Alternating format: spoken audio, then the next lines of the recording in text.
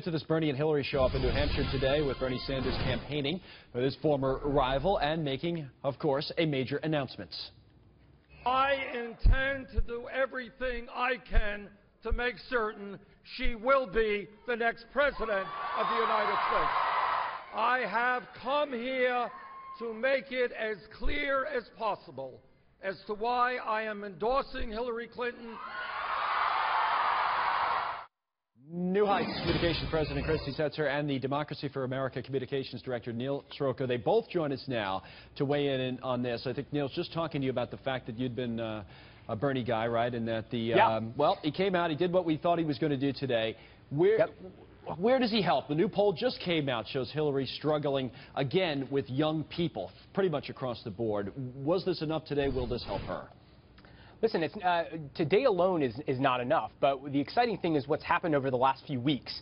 Because of the strong campaign that Bernie Sanders has run, Hillary Clinton came out this past weekend for this idea of not just debt-free college, but tuition-free college, something that Bernie Sanders campaigned on. And that's going to be something that he can definitely take and talk to the millions of young supporters that supported him across the country and hopefully bring them onto this campaign, because it's so important that we defeat Donald Trump. The young people are going to be key, and the turnout of that group, Christy, is going to be key. What is so awkward about these events, you know it's going to be, something always happens. Today, we learned, for example, that Hillary Clinton had released an attack ad, accidentally, oops, pretty much yesterday against Bernie Sanders that I suppose that they meant to put out earlier on.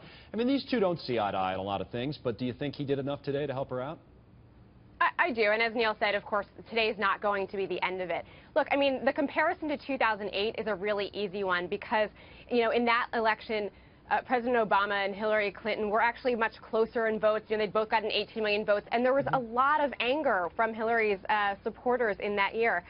You know, of course, you remember the party unity by blank people that said that they wouldn't support President Obama. And of course, they did eventually come around because of the hard work that Hillary Clinton did. It seems like Bernie some of Sanders these is going people to do the same. Are going to take longer, Neil, because some of them are new to politics, some of them are very young.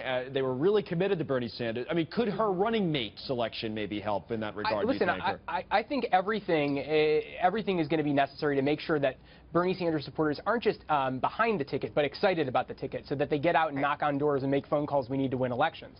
The thing to remember is key is that not only the difference between 2008 and 2016 is there was a real ideological difference between these candidates. The important thing that happened over the last few weeks has been Bernie Sanders has worked very hard to bridge that divide, and Hillary Clinton has met him in a couple of important places, and I think that's going to be key going forward. We'll see.